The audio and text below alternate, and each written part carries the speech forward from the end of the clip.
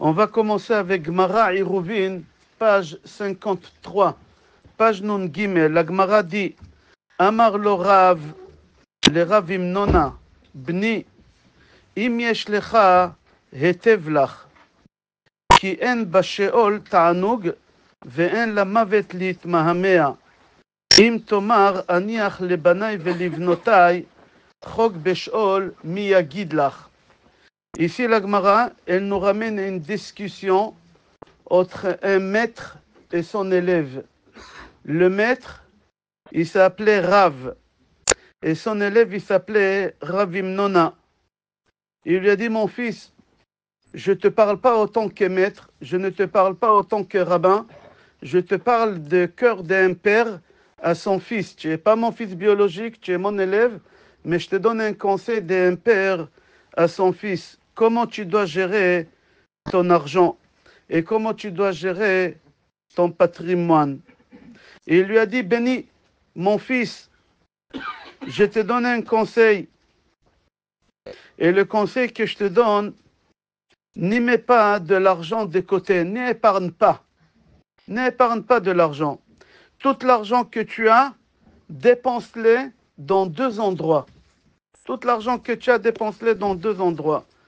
Premier endroit où tu dois dépenser ton argent, ton besoin corporel, tout ton confort, que ce soit dans la nourriture, que ce soit dans l'habillement, que ce soit dans les meubles, que ce soit la maison, tout ça tu dépenses ton argent et tu ne fais pas le radin. Tu prends les meilleurs habits, les meilleurs meubles, la maison qu'elle est placée le mieux possible.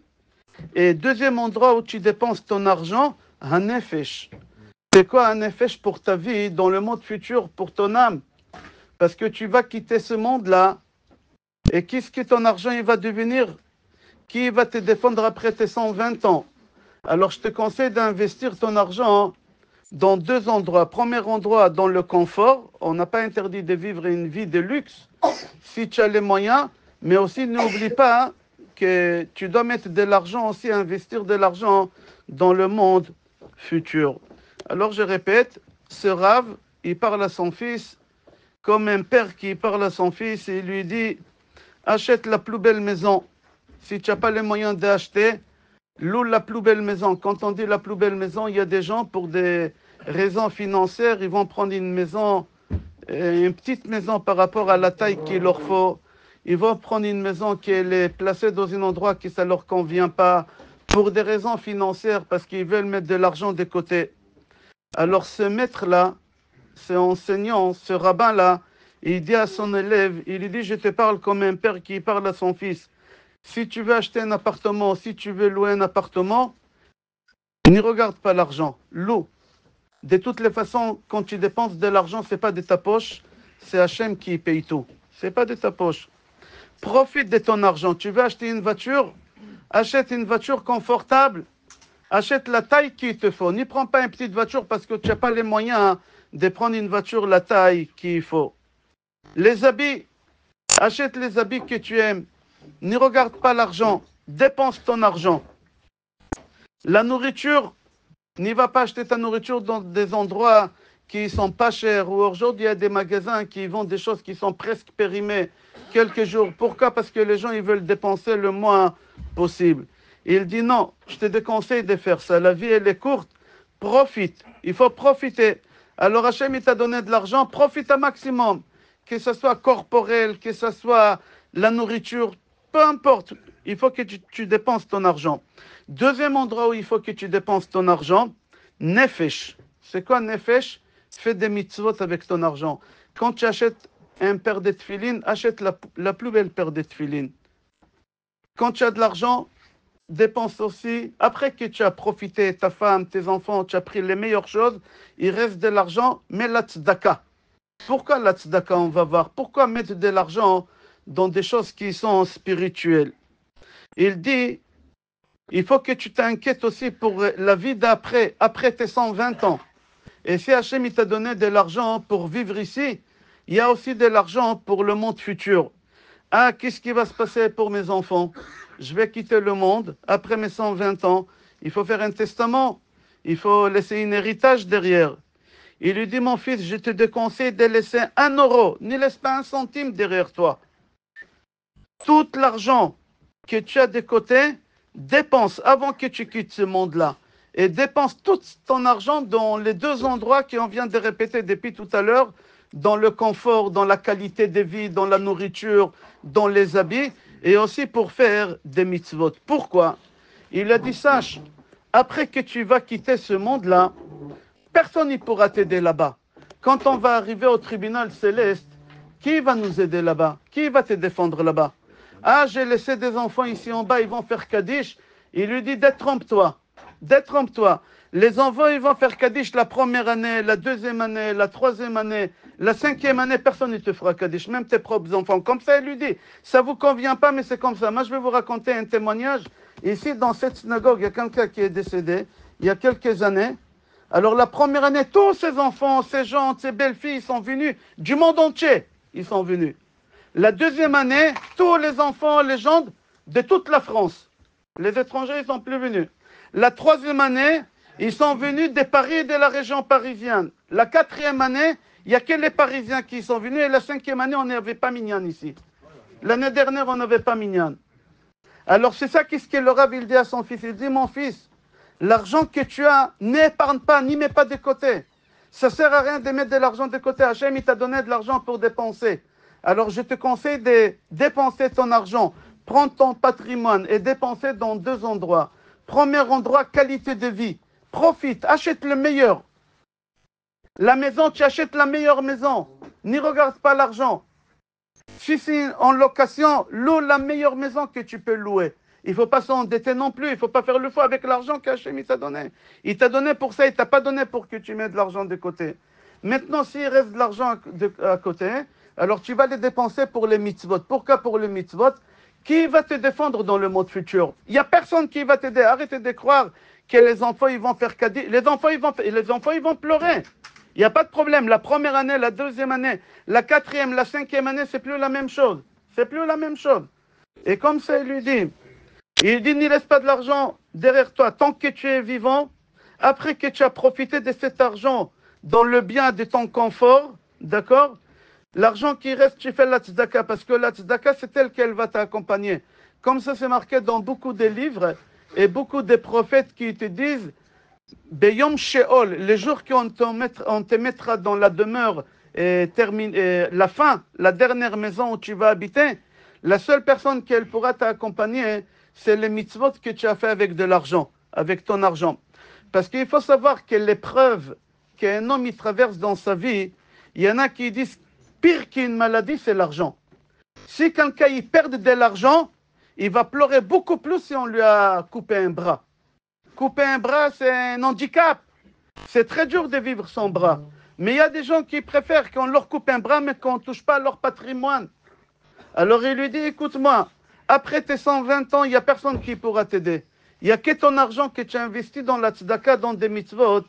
C'est ça qui va t'aider. Il y a un goy, Antreponus, c'est celui qui a tué Rabbi Akiva. Antreponus, il a dit à Rabbi Akiva, pourquoi Hachem, pourquoi votre Dieu aime les pauvres? Hachem, il aime les pauvres.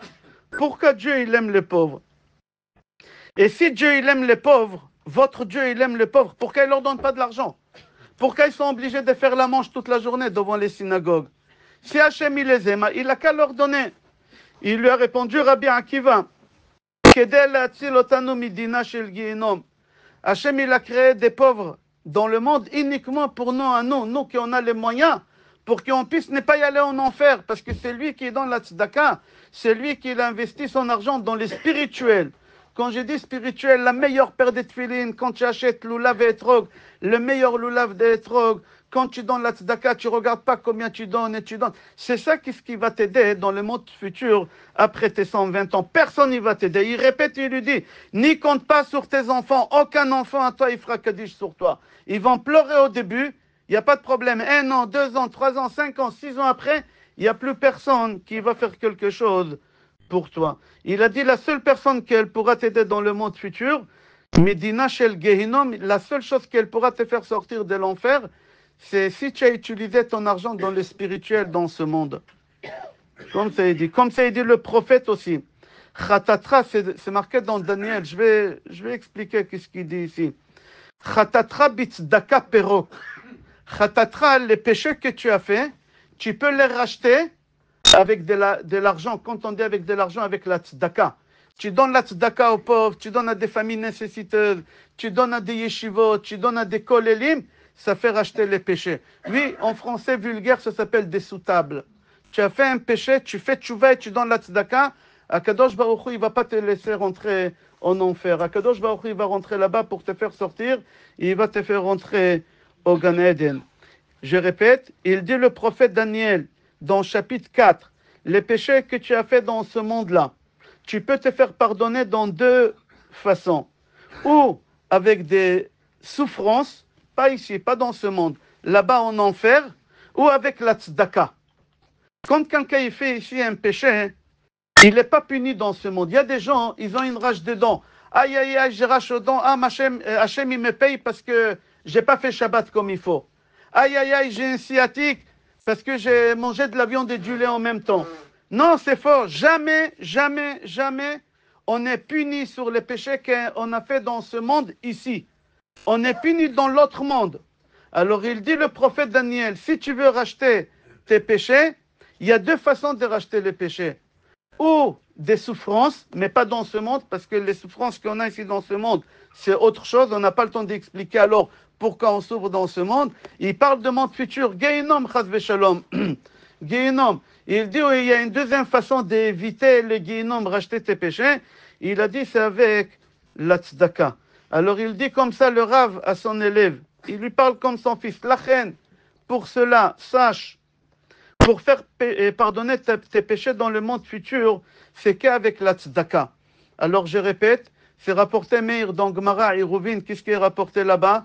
Qu'il y a un rabbin qui s'appelait Rav, et il avait un élève qui s'appelait Ravim Nona, et il lui a dit, mon fils, Bni, je ne te parle pas autant que Rav à son élève, je te parle autant qu'un père qui parle à son fils comme un père biologique, il donne des bons conseils, moi je te donne un bon conseil.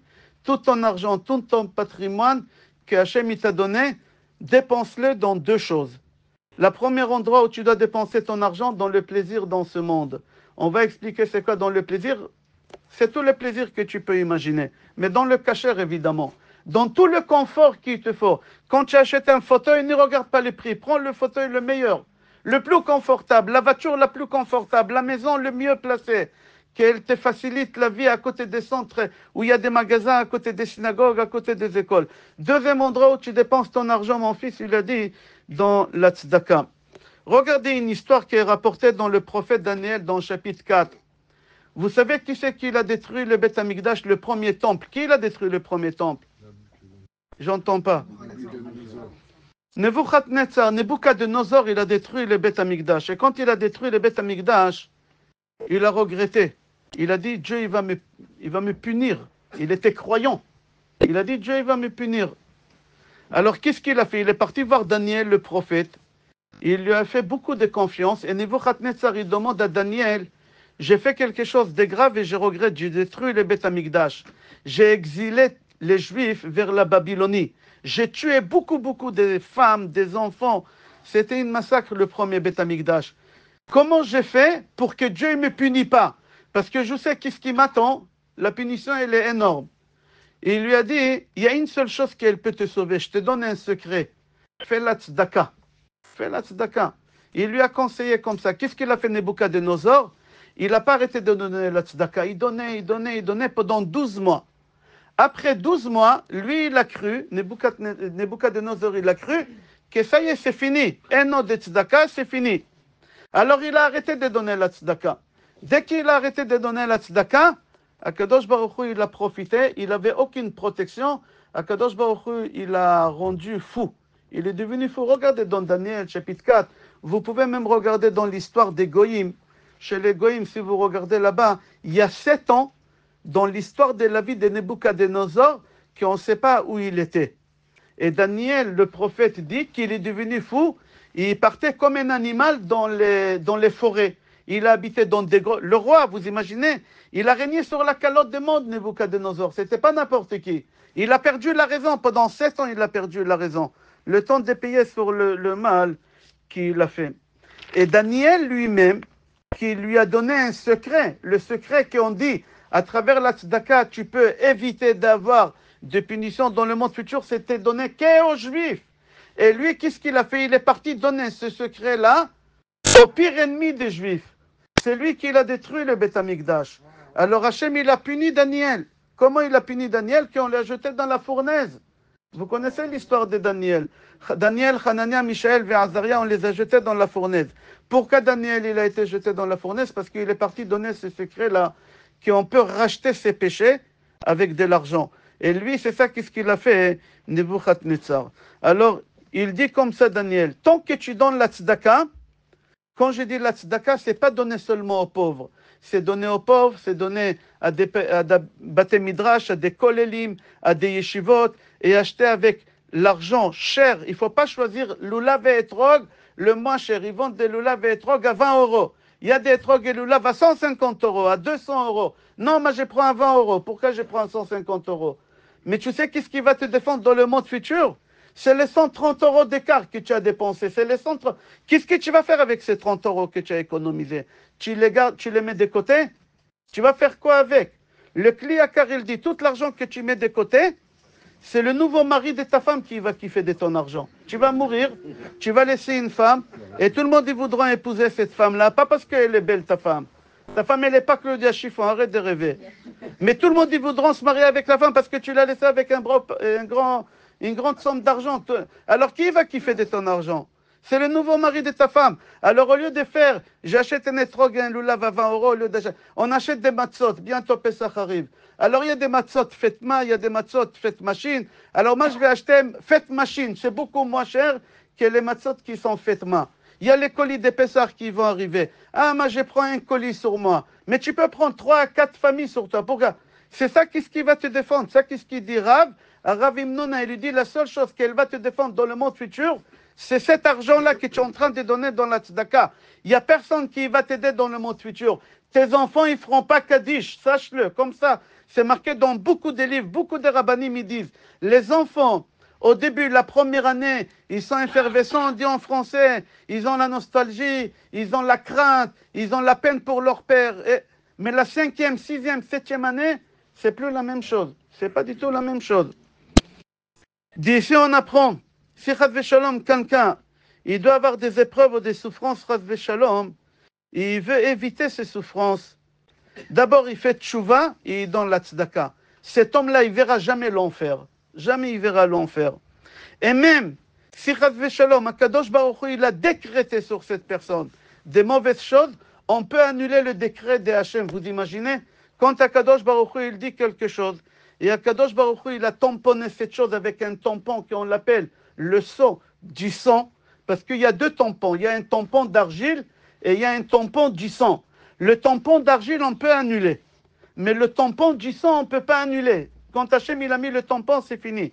Et quand Hachem, il a mis le tampon sur quelqu'un à Rosh Hashanah qui doit aller en enfer parce qu'il a fait beaucoup de péchés, avec la tzedaka, tu peux annuler ces tampons qu'Akadosh Baruch Hu, il a tamponné. C'est pour ça, le Rav, ce maître-là, il dit à son élève, si tu as de l'argent, ne le mets pas de côté.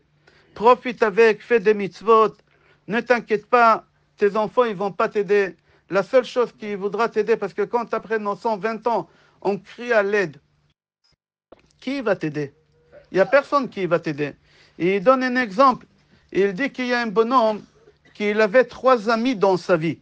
3 amis. Il y a un ami qu'il a adoré, qu'il a pensé à lui 24 heures sur 24. 24 sur 24, il pensait à lui, il a adoré cet ami-là. Il avait un deuxième ami qui pensait à lui une fois tous les 8 heures. Un ami, mais une fois tous les 8 heures, ça suffit. Et il avait un troisième ami qui pensait à lui une fois par an. Une fois par an. Un jour, ce bonhomme-là, il était condamné à mort chez le roi. Qu'est-ce qu'il a fait? Il est parti voir son meilleur ami, qui pense à lui 24 sur 24. Il a dit, je t'en prie, viens avec moi, défends-moi, j'ai besoin de ton aide. Et qu'est-ce qu'il lui dit, son meilleur ami? Moi, j'ai peur de venir avec toi. J'ai peur de venir avec moi. La seule chose que je peux faire, c'est de t'accompagner jusqu'à la porte de la maison. mais à la porte de la maison, je vais t'enlacer, je vais t'embrasser, je vais te donner des énergies positives. Mais je peux pas sortir de la maison, j'ai peur. J'ai des phobies, je ne peux pas sortir de la maison. Il lui dit quoi, tu es mon meilleur ami. Je pense à toi 24 heures sur 24 et comme ça tu me laisses tomber les jours que j'ai besoin. Et il dit, écoute, avec tout l'amour que j'ai pour toi, je ne peux pas t'accompagner, je ne peux pas sortir de la maison, j'ai des phobies. Ce bonhomme, il va voir le deuxième ami qui pense à lui une fois tous les 8 heures. Il va lui dire, je t'en prie, je suis convoqué chez le roi, accompagne-moi. Et lui, cet ami, il lui dit, je vais t'accompagner jusqu'à la porte des palais. Mais je ne peux pas rentrer parce que je ne suis pas convoqué. Tout celui qui n'est pas convoqué, il n'a pas le droit. Il n'a pas le droit. Je ne peux pas rentrer, j'aimerais bien, mais moi, je peux faire mieux que ton meilleur ami. Moi, je t'accompagne jusqu'au palais. Il était déçu. Il est parti voir son ami qui pense à lui une fois par an. Il a dit, tu peux venir avec moi, je t'en prie, regarde, il a dit, écoute, moi je viens avec toi, je vais rentrer au palais, je vais taper fort sur le bureau du roi, je vais te défendre, je vais tout faire pour que tu rentres à la maison, on ne va pas te tuer. Il dit que ça c'est une image. La réalité, ce bonhomme qui a 3 amis, c'est nous, c'est chacun. Nous tous, on a 3 amis. On a un ami qu'on dort avec et on se réveille avec et qu'on pense à lui 24 sur 24. L'argent. Qui ne pense pas à l'argent? Comment je vais payer, comment les traite, il y a un chèque. On pense à l'argent tout le temps. Et quand on va être convoqué chez le roi, chez Akadosh Baruch Hu, on va demander au fauteuil en cuir qu'on a payé 5000 euros, on va demander à l'écran plasma qu'on a payé je ne sais pas combien, et on va demander au coffre-fort, et on va demander au frigidaire qu'on a payé, on va demander au four. Ils vont te dire, moi je ne peux pas sortir de la maison. Toi, tu vas partir et nous, on reste ici. Comment? Toute ma vie, j'ai pensé à vous. Toute ma vie, j'ai travaillé matin et soir, j'ai travaillé pour payer les traites. Nous, on ne peut pas t'accompagner. Nous, on est immobile. Nous, l'écran, il va rester, le fauteuil, il reste, et tu vas partir. Ce bonhomme-là, il est déçu. Il va voir l'ami qui pense à lui une fois tous les 8 heures. Sa femme, ses enfants. Les jours de la mort, il va appeler sa femme, ses enfants, venez avec moi, je suis convoqué. Ils vont lui dire, papa, nous, on va t'accompagner jusqu'à Pantin. Mais nous, on ne peut pas rentrer avec toi, on n'est pas convoqué, il n'y a que toi qui es convoqué. Lui, il va dire quoi? Toute ma vie, j'ai pensé à vous, j'ai travaillé pour vous, tout ce que j'ai fait. On ne peut pas t'accompagner, papa. Nous, on n'est pas convoqué, il n'y a que toi. Le troisième ami qu'on a et qu'on pense à lui une fois par an, il dit, c'est les mitzvot qu'on fait à Kippour. On les appelle, comme Rav Sitruk Zichrono Livracha, il les appelait les juifs des Kippour. C'est des gens qui se rappellent qu'ils sont juifs à Kippour, et le jour qu'ils doivent quitter le monde, ils vont demander aux mitzvot qu'ils ont fait rarement. Ils vont dire, non, on va t'accompagner, on va rentrer dans la tombe, et on va rentrer en enfer, et on va te faire ça. La seule personne qui n'en pense pas, c'est celui qui va nous défendre. Personne ne va te défendre. Personne. Alors, concernant l'héritage, et concernant les testaments, tous les rabbanim dans la Gemara, et tous les rabbanim avant la Gemara et après la Gemara, ils disent, n'y fais pas des testaments, n'y laisse pas 1 euro derrière toi. Il ne faut pas laisser de l'argent. Dépense tout ton argent que tu as. Le docteur, il te dit, monsieur, il vous reste encore 2 semaines. La première chose que tu fais, tu appelles le notaire, venez, j'ai un appartement, il vaut 1,5 million d'euros, il faut le vendre. Et tu prends les 1 million d'euros et tu les casses en 2 semaines. Il faut les liquider. En ketouba le lotigra, il n'y a pas un mariage sans dispute et il n'y a pas un testament sans dispute. Il y a un pauvre qui est mort, il n'a rien laissé derrière lui, mais l'union entre les frères et les sœurs, il était solide. Il y a un riche qui est mort, il a laissé derrière lui un héritage, les frères ils se sont arrachés dans des tribunaux, dans des disputes, dans des choses horribles. Plus tu laisses derrière toi, ça ne va pas aider tes enfants. Ça ne va pas aider tes enfants. Comme ça, il dit Rav Imnona, comme ça, il dit le maître. Et tous les rabbanim, ils disent ça. Les rabbanim, quand ils donnent un conseil, c'est quelque chose de divin. C'est de Akadosh Baruch Hu. Ah, je m'inquiète pour le futur de mes enfants. Ne t'inquiète pas, il y a le bon Dieu qui s'inquiète pour eux, encore mieux que toi. Chacun, qu'est-ce qu'il a besoin, Hachem, il lui donne. On dit ça dans Birkat Amazon. Be'ito, au moment que ton fils il aura besoin, au moment que ta fille aura besoin, Hachem il va l'envoyer. On n'a pas besoin de toi. Tes enfants ils vont prendre l'argent, ils vont utiliser ça dans des choses qu'ils ne sauront même pas comment l'utiliser. Personne ne va bénéficier de cet héritage. Ni toi, ni eux. Déjà l'État il prend je ne sais pas combien de pourcents comme truc, qu'est-ce qui va rester? Alors investis ça, de ton vivant, investis ça, pas après ta mort. tu laisses un testament, mon argent pour la yeshiva, mon argent pour le kollel. Non, c'est tant que tu es vivant de toi-même que tu dois faire ça. Comme ça, c'est marqué dans la halakha. C'est marqué, quand on a reçu la manne, on partait récolter la manne dimanche, lundi, mardi, tous les jours. C'est lui qui stockait la manne de la veille au lendemain. Qu'est-ce qui s'est passé? Elle pourrissait. C'est quoi ça? C'est un enseignement qu'Hachem voulait nous dire. Même Hachem, il est contre l'épargne. Tous les comptes épargne qu'on a, tous les noms que vous pouvez les appeler PE ou PLP ou je ne sais pas quel nom on leur donne, Hachem, la religion juive, elle est contre ça. Hachem, il ne veut pas. Hachem, il a dit, chaque chose que vous allez épargner, ça va pourrir. Ça va pourrir. Tout l'argent que tu mets de côté, un jour tu seras redressé de ton vivant ou après tes 120 ans, tu vas être redressé, ils vont tout te prendre. Dommage, tu aurais pu faire des mitzvot avec ça. C'est la seule chose qui va t'aider dans le monde futur. Il dit comme ça, l'aman, le kliakar, il dit comme ça, l'aman, on n'avait pas le droit de le garder le lendemain. Et c'est lui qui gardait le lendemain, l'aman, elle pourrissait. Pour t'enseigner, pour te dire, il faut que tu saches que l'argent que tu mettras les lendemains de ton dernier jour, les lendemains qui ont été installés à Pontin, cet argent, il va pourrir. Tes enfants, ils vont se disputer. Onose almanatecha yehenemi. C'est lui qui va épouser ta veuve, c'est lui qui va profiter de ça. Il dit, chaque centime que tu laisses ici après tes 120 ans, personne n'y va profiter de cet argent. Ni ta femme, ni tes enfants, ni toi. Après ta mort, tu as besoin de ça. Même toi, tu ne vas pas profiter. Pourquoi? Parce que tu as laissé l'argent comme ça. C'est pour cela, nos sages disent, profite de cet argent que tu as.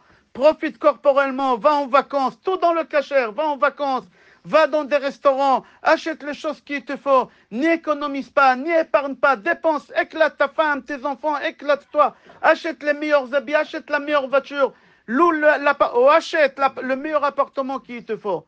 Et le peu d'argent qui reste, s'il reste, achète le monde futur avec ça. Comment? Des temps vivants, tu donnes ça hein, dans la tzedaka, parce qu'il n'y a que ça qui va t'aider. Parce que l'argent de la tzedaka, il est éternel. Zorea tzedakot, matzmiach. C'est quoi Zorea? Sommet. Quoi, vous parlez mieux que moi le français ou quoi? Récolter. Matzmiach, c'est sommet. C'est lui qui prend de l'argent. Il jette dans la tzedaka. C'est comme quelqu'un qui prend des graines. Il met, ça va pousser. Qu'est-ce que ça va pousser? Dans le monde futur. Matzmiach yeshuot. Zorea tzedakot, matzmiach yeshuot. La tzedaka que tu donnes, ça pousse dans le monde futur. Et là-bas, quand tu vas arriver, tu vas avoir des champs remplis de mérites. Qu'est-ce qui t'attend là-bas? Remplis de mérites, qu'est-ce qui t'attend là-bas? Agaon Mevilna, dans son livre qui s'appelle Igeret, Agaon Mevilna dit, Al taniach laïladim kloum, n'y laisse rien à tes enfants. Comme ça, il est clair. Tous les rabbanim, ils sont clairs. Mais je ramène des références pour chaque chose. Agaon Mevilna, vous lui faites confiance. Peut-être à moi, vous ne faites pas confiance. Mais Agaon Mevilna, vous faites confiance. Vous faites confiance à la Mishnah il y a 2000 ans, à la Gemara il y a 1800 ans. Vous faites confiance, c'est de Rabbi Shimon Bar Yochai, Rabbi Meir Baalanes. Rabbi Meir Baalanes, jamais il montait au lit, il avait un euro dans sa poche. Ses élèves, ils ont dit, Rabbi, et tes enfants, tu leur laisses rien derrière. Ils auront besoin de tes enfants. Il leur a dit, L'oraïti tzadik ne'ezav vezaro mevakesh lachem. Si mes enfants ils seront dans le droit chemin, Hachem il va leur donner, il leur manquera rien du tout. Je n'ai pas besoin de leur laisser. Moi je pense à moi. Qui va penser à moi dans le monde futur? Comme ça il dit Rabbi Meir Baalanes. Mieux que Rabbi Meir Baalanes. Il n'y a pas mieux que Rabbi Meir Baalanes. Agaon Mevilna dit dans le livre Igeret, ni laisse pas de l'argent derrière toi, ni fais pas de testament, c'est un danger. C'est une bombe, ça va exploser toute la famille, un testament. Les frères ils peuvent être unis avant la mort des parents. Mais après, dès que ça touche l'argent, les familles s'explosent. Dépense tout l'argent que tu as. Profite et fais des mitzvot avec. Il dit quelque chose de dur, mais je vais dire, parce que c'est marqué, je ne peux pas sauter des choses. Ashkenazim, Sfaradim, je ne vais pas rentrer maintenant dans ça. Alors il dit, Amok, au fond, quand le papa meurt, les enfants, ils ont un petit, vous n'osez même pas m'aider, parce que c'est choquant. Ils sont contents un peu, un petit, comment, papa il est mort? Oui, mais au fond, il y a l'héritage, ils savent qu'il y a quelques millions de l'argent. Comme ça, il dit le Gaon Mevilna. Vous savez que chez les Ashkenazim, on n'a pas beaucoup des Ashkenazim autour de nous. Les Ashkenazim, quand ils enterrent leur père, vous savez qu'ils font chez Echiano. Ah oui, c'est une halakha. Vous savez c'est quoi chez Echiano? On fait chez Echiano quand on est content qu'il y a une date qui est arrivée. Pesach arrive, alors on fait chez Echiano. Sukkot arrive, alors on est content, on fait chez Echiano. Papa il est mort. Papa... Les Ashkenazim, ils font ça chez Echiano. Oui, il y a beaucoup des Ashkenazim chez eux, ils ont fait coutume de faire Shechiano. Comment c'est possible de faire une chose pareille? Au fond, comme ça il dit à Gaon de Vilna, on ne peut pas contredire à Gaon de Vilna. Ça vous plaît pas, c'est comme ça, c'est marqué. D'accord? Il dit, parce que tu laisses derrière toi l'argent et à la fin ils vont demander à l'avocat, combien j'ai touché? Quelle part moi j'ai eu? Combien le frère il a eu? Comme ça il dit à Gaon de Vilna. Il dit, ils pleurent, les enfants ils pleurent, c'est normal. C'est naturel qu'on pleure. Et il dit, mais après, ils sont contents. Et il dit comme ça, et toi, où tu vas? Où tu vas, toi? Qui va t'aider où tu vas à Pontin? Qui va t'aider au mot d'Olivier? Personne ne va t'aider. Il y a quel argent que tu as donné? C'est la seule chose qu'elle va t'accompagner. Comme ça, c'est marqué. La Gemara, elle raconte qu'il y a un rav qui s'appelait Rish Lakish. Rish Lakish, il était en train de mourir. Il était agonisant. Et avant de mourir, il a commencé à pleurer. Alors, ses élèves, ils lui ont dit, Rav, pourquoi tu pleures? Tu sais où tu vas? Rish Lakish, il sait où il est. Moi, je ne sais pas où je vais. Lui, il sait où il va. Non, on ne sait pas. Il leur a dit, je pleure parce que j'ai laissé à la cuisine kaba de morkika. Vous savez, c'est quoi ça? J'ai laissé un sachet 100 grammes de curcuma. Il a dit, j'ai laissé derrière moi 100 grammes de curcuma. Mes enfants, ils vont s'arracher les cheveux. Ils vont se disputer pour 100 grammes. C'est quoi 100 grammes? C'est rien 100 grammes. Il a dit non, quand on laisse un héritage, les enfants ils se disputent. Peu importe la somme que tu laisses derrière toi. Et il a commencé à pleurer, il a dit, j'ai pas pu liquider ces 100 grammes de curcuma derrière moi. C'est une Gemara Mefureshet. Il a dit, quelle bête je suis, j'ai laissé à mes enfants des curcuma, et ils vont se disputer pour ça. Cette chose, elle aurait pu m'aider beaucoup. Pour le monde futur, et tu fais une mitzvah, tu donnes à un pauvre... À l'époque, le curcuma, ça coûtait cher. Avant, ça coûtait très cher. Les tavlinim, les épices, ça coûtait très, très cher. Il a dit, je pouvais acheter le monde futur avec 100 grammes de curcuma. On peut acheter le monde futur avec rien. Quand on va arriver là-bas, on va dire quoi? C'était ça, je savais, si j'aurais su. Mais c'est trop tard, c'est fini. C'est trop tard. Il a dit, j'aurais donné ça, kurkika. Le kurkika, c'est curcuma en français, ça s'appelle l'itzdaka. Oh, moi j'aurais profité. Qui va profiter de ces 100 grammes? Ils vont les partager entre eux, ils vont se frapper. Ils vont dire, tu as pris plus que moi, 2 grammes, on dirait de la cocaïne. Tu as pris 2 grammes plus que moi. Il a dit, ils vont se taper. Non, il fallait que je prenne et je donne ça à la synagogue. Oh, moi j'aurais profité dans le monde futur. Pas ici, mais dans le monde futur. Il dit, à Gaon Vilna, de ta vie, de ton vivant, on dit en français, tu donnes de l'argent à tes enfants, d'accord, de ton vivant, tu donnes 20 000, 30 000 pour les aider, chacun pour qu'ils s'installent, c'est la tzedaka. Ça aussi, c'est une mitzvah. On n'est pas obligé de donner à nos enfants à partir d'un certain âge. On n'est pas obligé.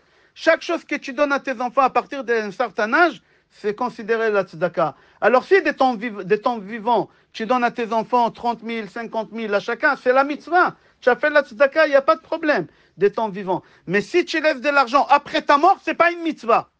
Ce n'est pas une mitzvah. Si tu laisses un héritage derrière toi, tu ne fais pas de mitzvah. Quand est-ce que tu fais la mitzvah de ton vivant après la mort, ce n'est pas considéré. C'est comme si tu as pris l'argent et tu as brûlé. Tu as jeté dans la poubelle. C'est la même chose. Pourquoi? Parce que tes enfants, ils vont toucher l'héritage et ils vont se disputer. On n'a pas vu un héritage qui n'a pas de dispute. On n'a pas vu un héritage qui n'a pas une famille qui se sent déchirée. On n'a pas vu un héritage que les enfants, ils n'ont pas placé leur mère quelque part pour pouvoir vendre la maison et partager l'argent. Ils ne veulent pas attendre, ils ont besoin de cet argent-là. Il dit à Gaon Vilna, tout l'argent que tu as laissé derrière toi à tes enfants après les 120 ans, c'est de l'argent que tu as jeté à la poubelle. Vous savez, Rav Shach, c'était Rosh Yeshivat Ponovitch, le rabbi de Lubavitch aussi. C'est des rabbinim qui avaient des milliards qu'ils ont passés dans leur compte. Des milliards de dollars. Des milliards, c'est marqué, c'est connu ça. Il y a des riches qui leur ont donné des grandes sommes d'argent pour pouvoir les frères Reichmann, marquez sur Google, les frères Reichmann, ils ont fait entretenir le monde de la Torah pendant des années. Ils ont donné c'est des gens dans l'immobilier aux États-Unis, des multimillionnaires, des gens les plus riches aux États-Unis. Ils ont donné des milliards au Rabbi de Lubavitch. Le Rabbi de Lubavitch, quand il est mort, quand il est décédé, combien de l'argent il a laissé sur son compte? Il était débiteur sur son compte. Où ils sont tous les milliards? Il n'a pas laissé 1 euro. Il a envoyé dans tous les Betrabad, dans tous les yeshivot, toutes les familles. Rav Shach aussi, il a fait ça. Il avait des milliards qui ont passé sur son compte.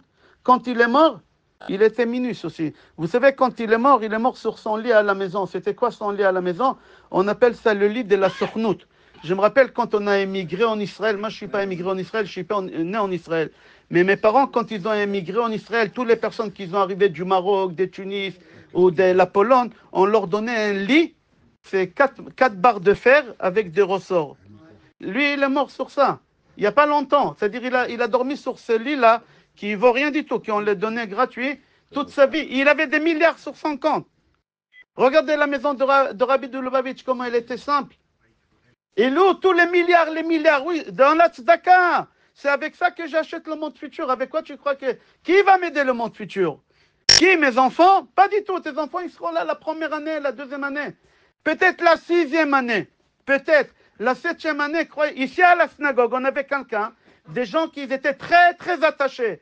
Très, très attachés. Très, très, très attachés. La première année qu'il est mort, tous les enfants, ils sont venus du monde entier. D'Israël, les gendres, ils se sont déplacés des États-Unis. C'était rempli ici. On n'avait pas de place. La deuxième année, tous les enfants, les gens de France, ils sont venus de toute la France. Ceux des États-Unis, ils ont dit, qu'est-ce qu'on va venir? C'est d'Israël. Personne n'a pris un billet. La troisième année, tous les enfants de Paris et de la région. Personne n'est venu, ni de Nice, ni de Marseille. Et après que de Paris, la 6e année, je me rappelle, on n'avait pas Minyan. J'ai crié. Le peu qu'ils étaient là, je leur ai dit, qu'est-ce qu'il y a? L'année dernière, vous étiez 50. Avant, vous étiez 80. Avant, 120. C'était rempli. Non, c'est comme ça, malheureusement. C'est prouvé. Et c'est pas n'importe qui, c'est quelqu'un qui a été aimé ici à la synagogue, il lisait la Torah pendant des années. Pas n'importe qui. La dernière année, on n'avait pas Minyan. J'ai été choqué. Mais quand je lis ça, c'est la vérité. Vous acceptez pas, c'est la réalité. Les enfants, ils vont faire Kaddish jusqu'à un certain temps et après chacun... Au début, regardez, même chez vous, ceux qui ils ont perdu Chas v'Shalom leur papa. La première année, toute la famille ensemble. La deuxième année, chacun il fait dans sa synagogue. Après, chacun il fait dans sa ville. Et après, c'est fini. Après, on arrête de faire ça. Malheureusement, c'est comme ça. Après, les enfants, ils appellent la synagogue. Oui, monsieur le rabbin, on est je sais pas, on est à Ibiza. Et demain, c'est l'année de mon père. Vous pouvez acheter des croissants, des pains au chocolat. Je peux pas être là, je suis à Ibiza. Quel Ibiza? Ton père, il est mort pour toi. Et toi, tu es en train de... Oui, c'est comme ça, malheureusement. Il y en a plein comme ça. Ils appellent combien? Dan, il reçoit des téléphones, il me dit, la fille, elle m'a appelé, le fils, il m'a appelé. Et eux, ils sont pas là. Alors nous, on fait seul. Dan, c'est vrai ou non? Combien de fois les parents, les enfants, ils appellent? Oui, c'est mon père après-demain, ma mère après-demain. Et toi, où tu es, toi? Je ne peux pas venir. Alors, c'est la réalité ici. Dans tous les synagogues, c'est comme ça. Dans toutes les familles, c'est comme ça.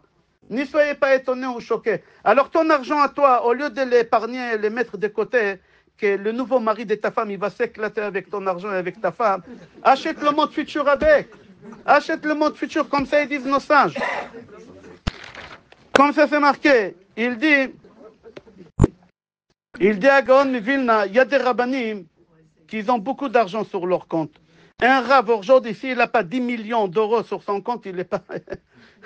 il n'est pas... Il dit, quand tu vas voir un rab, demande-lui, je peux voir les papiers de ta banque?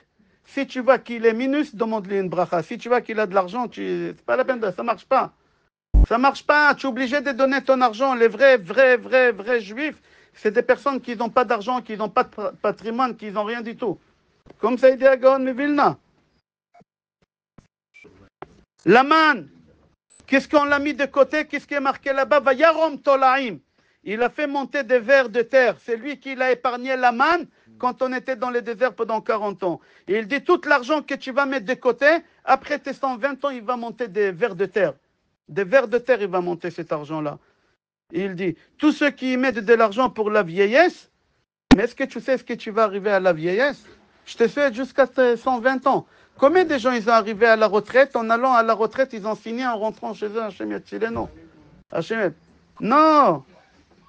N'épargne pas, c'est pas ça qui va t'aider. La seule chose qu'est-ce qu'elle va t'aider, profite de l'argent qu'Hachem il t'a donné. Achète la meilleure voiture, achète la meilleure maison, achète les meilleurs habits, profite, il reste de l'argent, mets la tzedaka. Et cet argent de tzedaka, tu vas le retrouver dans le monde futur. Je répète, les rabbanim, la Torah et Hachem, ils sont contre cette idée-là d'épargner. Même Hachem, il n'est pas d'accord, c'est marqué dans la Torah. Vayarom Tolaim, c'est quoi Vayarom Tolaim? Je ne veux pas que tu mettes de l'argent de côté. Je te donnais de l'argent, profite. Si tu mets de l'argent de côté pour plus tard. Alors il y a des gens qui disent, oui, il y a la bar mitzvah, il faut mettre de l'argent pour la bar mitzvah. Il y a un mariage, il faut mettre de l'argent pour le mariage. C'est-à-dire quoi qu'il ne faut pas épargner? Non, il faut être logique. Pour le mariage, tu n'as pas besoin de mettre de l'argent de côté un an avant. Chaque fois quand tu veux mettre de l'argent de côté, 9 mois avant, tu mets de l'argent de côté. C'est marqué dans la Mishnah. Eviu Chacham, Aroé, Eviu Chacham, Aroé, c'est quoi Aroé et Tanolad? 9 mois. 9 mois. Mets de l'argent de côté. Qui sait Chacham? Qui sait comment il faut mettre de l'argent à partir de quel moment? Aroé, il regarde le bébé. Combien de temps ça prend faire un bébé? 9 mois. 9 mois. Alors 9 mois, tu mets de l'argent de côté. 9 mois avant la bar mitzvah, 9 mois avant la bat mitzvah. Pas plus que ça. C'est assourd, mais commencer à mettre de l'argent. C'est un manque d'émouna. C'est un manque d'émouna. Il dit, tout celui qui s'est fait souffrir, il jeûne, il ne profite pas, il va payer. Il y a des gens qui jeûnent. Il y a beaucoup de gens qui me disent, et aujourd'hui je jeûne. Mais tu vas être puni, c'est un péché que tu fais. Nous, notre génération, à nous, elle n'est pas faite pour se faire souffrir. On n'a pas le droit. C'est pas avant, dans les générations des chassidim, il y a 600 ans, 650 ans, alors ils se roulaient dans la neige, je ne sais pas comment on appelle ça, Gilgoulé, Sheleg, on appelle ça. Aujourd'hui, on n'a pas le droit de souffrir. Aujourd'hui, c'est lui qui s'est fait Chad Veshalom souffrir, c'est un péché qu'il fait. Tu es obligé de kiffer de bien qu'Hachem il a donné dans ce monde. Hachem il a donné du bien dans ce monde, profite de ce monde-là. La Gemara dit dans Yerushalmi, il y a un Rav qui s'appelait Rav Friskia. Il a dit au nom de Rav, Atid Adam la tête et dadin al kol masherata ena velo achal. Tu as passé devant Charles Traiteur et tu as vu là-bas un millefeuille et tu avais envie et tu as fait le bar de fer. Tu n'as pas le diabète, tu n'as pas le cholestérol, tu n'as rien. Mais tu as fait le radin, tu vas aller en enfer pour ça. Pourquoi je t'ai donné de l'argent et pourquoi je t'ai fait rencontrer le millefeuille? Pourquoi?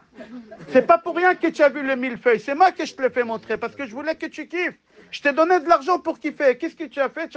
C'est assourd, c'est marqué, je lis à nouveau. C'est marqué dans Gemara Yerushalmi. Que Rav Friskia a dit au nom de Rav. Atid Adam, la tête et tadine. Dans le monde futur, tu vas être jugé en enfer sur chaque chose que tu as vue et tu n'as pas acheté pour profiter. Que ce soit dans la nourriture, que ce soit dans la voiture, que ce soit dans les habits, que ce soit quoi que ce soit. Je t'ai donné de l'argent pour profiter. Je ne t'ai pas donné de l'argent pour mettre de côté. Je ne t'ai pas donné. Hachem, il n'a pas donné de l'argent pour mettre de côté. Et Hachem, il va t'attaquer au tribunal céleste.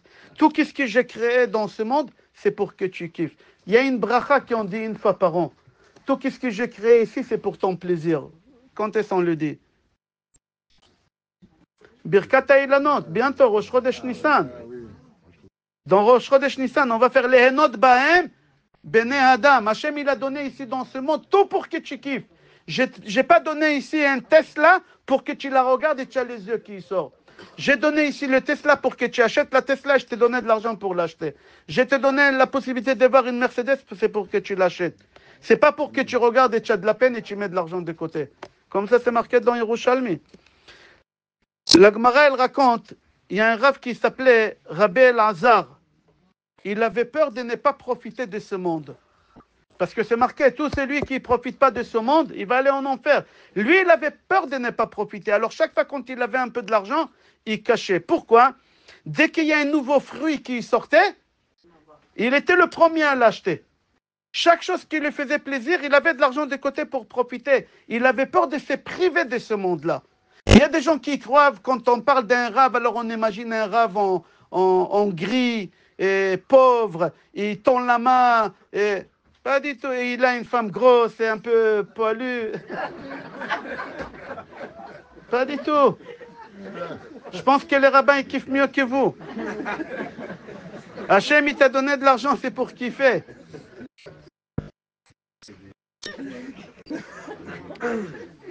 Il y a un roi Goy Il y a un roi Goy contre les Romains. Ils ont, on dit en français, je crois, dominé ou régné en Israël. Il y a un roi Goy qui s'appelait Munbaz Amelech. Il y a une rue à Yerushalayim. Dans plusieurs endroits en Israël, il y a des rues à son nom. Munbaz Amelech, ses parents, ils ont stocké, amassé des milliards. Ils avaient un patrimoine, cette famille royale de Rome, énorme. Et lui, il a pris tout l'argent que sa famille, ils ont mis de côté, et il a refait tout le Beth Amikdash en or. Il a pris tous les Kohanim, il leur a dit tout ce qu'il y a ici au Beth Amikdash, je veux en or. Je veux rien en plastique, je veux rien de Chine. Je veux tout d'Allemagne. Je veux tout, les machines, tout, je veux le... Et il a fait ça, c'est marqué. Tout, il était en or. Il n'y a pas quelque chose que mon base à Melech, il n'a pas rendu en or. Sa famille lui ont dit, tu es en train de dépenser l'argent que nos ancêtres, ils ont mis de côté. Il leur a dit, nos ancêtres, ils ont mis de l'argent de côté où il n'est pas viable. On peut voler, on peut redresser ton argent, tu mets de côté, tu as travaillé toute ta vie, l'argent cachère. Tu as gagné de l'argent cachère. Un jour, on t'a attrapé pour une escroquerie, ils vont te redresser même sur l'argent cachère. Pourquoi? Alors mets-le dans la tzedaka. Pourquoi tu as mis de côté? Alors lui, il leur a dit, Munbaz Amelech, il leur a dit, vous avez raison, ma famille, ils ont stocké des millions. Mais eux, ils ont stocké dans ce monde. Ils ont stocké dans un endroit qui n'est pas viable. Moi, j'ai stocké dans le monde futur où c'est viable. Un goy, il a compris. Il a pris toute la fortune de toute la famille depuis des centaines d'années qu'ils ont mis de côté. Il est parti, il a dépensé cet argent. Pourquoi? Parce qu'il a dit, c'est ça qui va me sauver dans le monde futur. L'argent que je laisse ici, il ne va pas m'aider là-bas. Le Ben Ishraï Kadosh dit, il dit, tu laisses de l'argent de côté à tes enfants. Alors c'est possible que tu aies un enfant qui saura mettre l'argent de côté lui aussi. Alors ni lui il a profité, ni toi tu as profité. Lui il n'a pas profité parce qu'il l'a mis dans un coffre. Ni toi tu as profité, il n'a pas fait des mitzvot. Ah ben, c'est de l'argent à la poubelle. Ou par contre, il y a des enfants, et moi je connais des enfants comme ça, que les parents ils leur ont laissé beaucoup d'argent, et qu'est-ce qu'ils ont fait? Ils ont perdu l'argent, ils ne savaient pas comment investir, ils ne savaient pas comment... L'argent il est parti en anglais, on dit battel. L'argent il est parti dans... Pour rien, il ne savait pas comment. Moi, je connais quelqu'un, son père, il lui a laissé un patrimoine énorme, il lui a laissé. Et il n'a pas su comment gérer, tout est parti, il a passé. Alors, ça sert à quoi de laisser aux enfants? De temps vivant, prends l'argent, kiffe, profite, voyage, achète. Et qu'est-ce qui reste? Tu donnes la tzedaka. Tu vas au Beth Midrash, tu vas voir des familles nécessiteuses. Toi-même, tu te déplaces. Pas après ta mort, tu laisses dans le testament, donner à tout le monde, mais pas à mes enfants. C'est pas comme ça qu'on fait. Des temps vivants, le docteur te dit, monsieur, il te reste 2 semaines. La première personne que tu appelles, avant d'appeler le PFG, Ponte funèbre général, ça s'appelle. Avant d'appeler... Tu appelles le notaire, pas le notaire, tu appelles l'agence immobilière, venez, j'ai un appartement à Avenue Hoche, 4 millions d'euros, je veux le vendre en 2 jours, j'ai liquide, donnez-moi l'argent, pendant les 2 semaines, tu fais la tzedaka, tu fais que ça. C'est les rabbanim qui disent, il ne faut pas prendre des choses qui te plaisent des rabbanim, et qu'est-ce qui ne te plaise pas, tu n'écoutes pas. Tout ce que les rabbanim disent, même Hachem, il a dit ça dans la Torah, Vayarom tolaim, ça va se retourner contre toi, cet argent que tu vas laisser derrière, comme ça il dit. C'est lui qui va ramener à ton fils une kala. Tu t'inquiètes pour ton fils, il faut se marier, il faut que je mette de l'argent. C'est lui qui va ramener une femme à ton fils, il va lui ramener l'argent. Qui l'a ramené une femme à ton fils? Hachem. Qui t'a donné toi une femme? C'est marqué Hon va'osher nachalat avot. Je ne me rappelle pas, je crois que c'est dans Michelet. Hon va'osher nachalat avot ve'isha me Elohim. Hon va'osher, si tu as de l'argent, c'est ton père qui t'a laissé en héritage, c'est pas toi. Aval Isha, mais ta femme, c'est Hachem qui te l'a donné. Hachem, il t'a choisi ta femme. Tu crois, j'ai choisi ma femme? Oh, quelle bêtise j'ai fait, j'ai mal choisi, je suis tombé sur une thune, elle est dure. Non, c'est Hachem qui t'a choisi ta femme exactement comme il te faut. L'argent, c'est l'héritage, l'argent. Mais c'est une klala, c'est une malédiction. Tous les rabbanim, ils disent ça. Alors ne t'inquiète pas pour tes enfants. S'il va leur manquer quelque chose, il y a quelqu'un qui va s'inquiéter pour eux, leur père. Akadosh Baruch Hu. D'accord? Nos sages disent, ne t'inquiète pas pour demain. Il y a des gens qui s'inquiètent pour demain, après-demain, pour la vieillesse, la retraite. Peut-être la France, elle va déposer les bilans. Il y a des gens qui disent, peut-être dans 20 ans, il n'y aura plus de l'argent en France pour payer la retraite. Alors il faut que j'achète un bien immobilier. Mais qui t'a dit d'abord que tu vas arriver à la retraite? Peut-être le Mashiach il va venir avant aussi. Et alors tu as de l'argent, profite de cet argent, arrête. Comme ça ils disent. Pense au lendemain. C'est quoi au lendemain? Au lendemain que tu as pense que tu as besoin de quelqu'un qui t'aide. Qui? C'est les mitzvot que tu fais. La mitzvot que tu as fait. Comme ça c'est marqué. Alors il y a des gens qui font le radin. Alors le Ben Ish Chai leur dit, mais pourquoi? C'est toi que tu payes l'argent de ta poche. C'est toi que... C'est Hachem qui paye. Il va manquer quelque chose. Hachem il va compléter, n'aie pas peur. Hachem. Et si tu as le moyen, il dit le Ben Ish Chai, si tu as le moyen de prendre une femme de ménage, n'économise pas et tu dis ma femme elle va nettoyer. Mais non, laisse ta femme kiffer. Isha lechaim nitana. Ta femme elle t'a été donnée pour kiffer avec toi. C'est pas ta bande ta femme. Si tu as le moyen de prendre une femme de ménage, tu prends une femme de ménage et tu laisses ta femme aller faire des magasins. Et là, il fait des magasins. Pas dans les 19e, tu l'envoies à Vignoche, dans les 7e. Là-bas, tu l'allais. Oui, bien sûr, va, action, va. Non. Il dit un homme qui lève de l'argent derrière lui, ramène la haine chez les enfants. Ça ramène la haine chez les enfants. Nebuchadnezzar, il a détruit le Beth Amikdash. Il a compris, un goy, il a compris, si je donne la tzedaka, Dieu il ne peut pas me toucher. Il a donné la tzedaka pendant 12 mois, jusqu'à qu'il a cru que c'est fini, et pendant 12 mois, Hachem, il n'a pas pu le toucher. Tu imagines, Hachem, il est tout puissant, à Kol Yachol, il est tout puissant. Non, mais quand tu donnes la tzedaka, personne n'y peut contre toi. Personne n'y peut contre toi quand tu donnes la tzedaka. Pendant 7 ans, il est devenu fou. Qu'est-ce qui va te sauver dans le monde futur? Ne pas y aller en enfer. Qui va te sauver de l'enfer? C'est quelle la tzedaka? Quelle la tzedaka? Il dit comme ça, et c'est marqué dans Gemara aussi, Ktubot, un Adam Baolam, il n'y a pas un homme dans le monde qui a donné la tzedaka et qui est sorti perdant. Il n'y a pas un homme qui a donné la tzedaka et qui est sorti perdant. Jamais. Tu vas gagner dans ce monde-là et dans l'autre monde. Le seul mot en hébreu qui se lit en singulier, en pluriel, de droite à gauche et de gauche à droite, Nathan, ou Venatenu. C'est le seul mot. Quand tu donnes à Kadosh Baruch Hu, il te donne 2 fois. C'est quoi 2 fois ici et dans l'autre monde? Dans les 2 endroits, n'aie pas peur, il ne te manquera rien du tout. Il y a une histoire qui est rapportée dans la Gemara sur le Rav de Rabbi Akiva. Comment il s'appelait le Rav de Rabbi Akiva? Gamzu. Écoutez une histoire. Gamzu, ce Rav-là, il était tzaddik. C'est le Rav de Rabbi Akiva. Et avant de mourir, il a perdu ses 2 jambes. Et il a perdu ses 2 bras. Et il a perdu la vue. Et tout son corps, il était rempli d'eczéma. À tel point, à l'époque, il avait beaucoup de fourmis. Pour que le fourmi ne monte pas dans son corps, parce qu'il ne peut pas gratter, il n'a pas de bras, il ne peut pas bouger. Les pieds de son lit, il mettait chaque pied dans une bassine d'eau. Comme ça, les fourmis ne montent pas.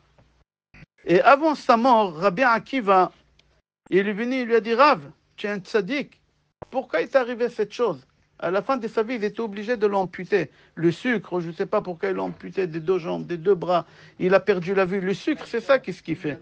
Hachem Yatzileno. Et après, il avait un examen. Il a dit, pourquoi Hachem il t'a fait ça? Il a dit, mon fils, parce qu'un jour, j'ai triché dans la tzedaka. Il a triché dans la tzedaka. Qu'est-ce qu'il raconte? Un jour, il était avec son âne. Et l'âne, il était rempli de nourriture. Et il y a un pauvre, il est venu, il m'a dit, donne-moi à manger. Et moi, je lui ai dit, attends 2 minutes, j'ai des charges. Et moi, j'ai été long. Le temps que j'ai des charges, l'autre, il est mort de soif ou de faim, il est mort. Et je me suis voulu, on dit en français, j'ai dit Hachem, je veux que tu me punis dans ce monde à cause de moi, un pauvre, il est mort, que j'ai peur de mes jambes, que j'ai peur de ma vie, que j'ai peur. Et voilà, c'est moi que j'ai demandé à Hachem. Pourquoi? Parce que j'ai raté la tzedaka. Un tzaddik, vous imaginez, comme Gamzu, on l'appelait Rabbi Nachum, Gamzu. C'est une Gemara Mefureshet. Il lui a dit à cause de ça. Quand il habitait dans une maison que la faille tombait. C'est une maison en ruine comme ça. Alors les élèves, ils ont voulu le faire sortir de la maison et après enlever les meubles. Il a dit à ses élèves, écoutez, qu'est-ce qu'il a dit? Non. D'abord, vous prenez les meubles et après, vous me faites sortir de la maison. Pourquoi? Tant que moi, je suis dans la maison, elle ne tombera pas. Je suis tzaddik. Si la maison, elle tombe, depuis longtemps, elle devait tomber. Si elle n'est pas tombée, parce que je suis là. Alors d'abord, faites sortir les meubles, sauvez les meubles, et après, vous me faites sortir. Et quand ils l'ont fait sortir, la maison, elle est tombée. Vous imaginez qui c'est ce rave-là? Et quand même, il est mort sans bras, sans jambes. Tu ne me dis pas un bras et une jambe, alors. Non, tout. Il a dit à Kadosh Baruch Hu, je ne veux pas que tu aies de la pitié sur moi, je n'ai pas su gérer mon argent. Alors venez, on va faire un résumé, Rabotai. La première Gemara qu'on a commencé le cours avec, s'il y a des questions, je vais essayer de répondre, Be'edrat Hashem. On a commencé le cours avec une Gemara à Iruvin. Rav, c'est un maître, c'est un rabbin. Il dit à Rav Imnona, il dit à son élève, à Rav Imnona, mon fils, il lui dit, je te parle comme un fils, je ne te parle pas comme un rabbin. Ce n'est pas un conseil que je te donne un maître à son fils. Je te donne un conseil comme un père à son fils. Il lui dit, im yesh lach, si tu as de l'argent, hetev lach, profite, kiffe, profite de chaque centime que tu as. Qui en basheol ta'anouk, parce que dans la tombe, il n'y a pas de magasins là-bas. Il n'y a pas des restaurants dans la tombe, il n'y a rien. Là-bas, l'argent, il ne va pas t'aider là-bas. Même si on t'enterre avec des millions, tu ne feras rien du tout. Ve'en la mavet lit mahamea. Tu ne sais pas quand est-ce que tu vas quitter ce monde. Alors chaque fois que tu peux profiter, profite. Vim tomar aniach lebanai velebnotai. Ah, je vais laisser à mes enfants un héritage, un testament. Et il dit, chok besheol mi agidlach. Ils vont se disputer, ils vont s'arracher, ils vont se haïr. On n'a pas vu une famille qui ont touché un héritage et qui ne se sont pas disputés. Comme ça, il dit, en ketouba lelotigra, ve'en yerusha lelotigra. Il n'y a pas un mariage sans dispute. Tous les mariages, on se dispute. On n'est pas d'accord avec les traiteurs, on n'est pas d'accord avec la belle-mère. Il n'y a pas un mariage. Et il n'y a pas un héritage aussi qui n'a pas de divorce. Conclusion, Rabotai, les rabbanim, à l'époque de la Mishnah, à l'époque de la Gemara, à l'époque des Rishonim, à l'époque des Achronim, et même Hachem, ils sont contre l'épargne. Ils sont contre l'épargne. Peut-être on a du mal à accepter, parce que nous, on n'a pas la émouna. On a peur pour la retraite, on a peur pour la vieillesse, on a peur, un moment, qu'on a besoin de l'argent en urgence pour quelque chose de médical. Alors tu n'as pas la émouna, parce que si tu avais la émouna, tu ne t'aurais pas inquiété. Pourquoi on s'inquiète? Parce qu'on n'a pas la émouna. À partir du moment qu'on sait que Hachem il fait tout, Hachem il nous sauve, Hachem il va nous donner tout. On dit ça dans Birkat Amazon. Noten lechem lechol basar. Qu'est-ce qui est marqué là-bas aussi? Et c'est marqué là-bas, Be'ito.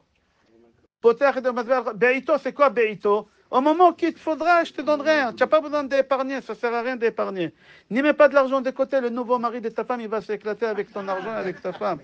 Il dit, profite de cet argent, dépense, et aussi pense au monde futur.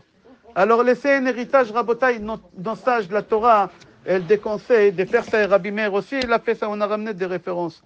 Il y a des questions, Rabotai?